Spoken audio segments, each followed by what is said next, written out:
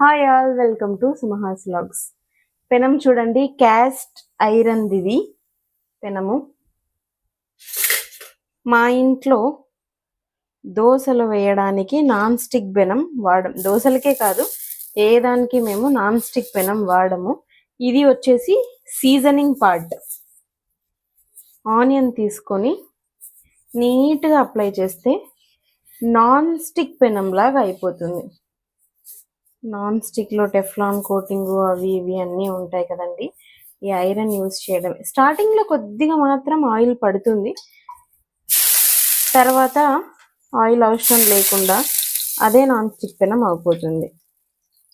Iron పెనం అంటే cast iron సీజనింగే major step. అది కూడా ఫస్ట్ టైం మాత్రమే, ఫస్ట్ వేసే దోశకు మాత్రమే. ఇంకా రాను రాను ఆయిల్ కూడా అక్కర్లేదండి. సో నిన్న దోశలు వేసుకున్నాము, ఇంకా ఇవాళ ఊతప్పలు వేసుకుందామని చెప్పి ఉల్లిపాయలు చిన్న చిన్నగా తరుక్కొని పచ్చిమిరపకాయలు మిక్సీకి వేసుకొని పిండి ఇలాగా రెడీ చేసుకున్నాను. ఇంకా నైట్ డిన్నర్ అయిపోతుంది ఇవాళ అని చెప్పి ఊతప్పలు వేసేసుకుంటున్నాను. ఏం లేదండి, గుంత పొంగనాల పిండే కొద్దిగా పల్చగా చేసుకొని ఇలా మందంగా వేసుకుంటే అవే ఊతప్పలు.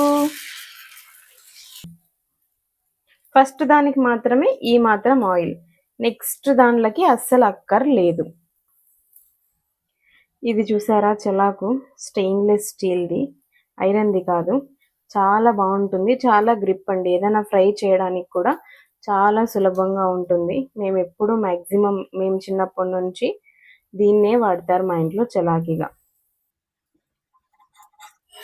చూడండి, ఫస్ట్ దోశే ఎక్కువ కష్టం లేకుండా వచ్చేస్తుంది సీజనింగ్ చేసుకుంటే. ఇంకా నెక్స్ట్ దోశలు అయితే అవే లేసి వస్తాయండి, మనం ఇలా ఇలా అనడానికి కూడా అవసరం లేదు. అవే లేచి ఇలా తట్లో పడతాయి అన్నమాట. అంటే అలా కాదండి, నాన్ స్టిక్ రకంగా అయిపోతాయి అని చెప్తున్నా నేను. సెకండ్ దోశకి ఆయిల్ కూడా అవసరం లేదు, ఓన్లీ ఆనియన్ వేసి తిక్కుతున్నాను పెనంని. Thanks for watching. Subscribe to my channel Sumaha's vlogs. మేము ఇన్స్టాగ్రామ్, ఫేస్బుక్, థ్రెడ్స్లో కూడా ఉన్నాము, అక్కడ కూడా ఫాలో చేసేయండి.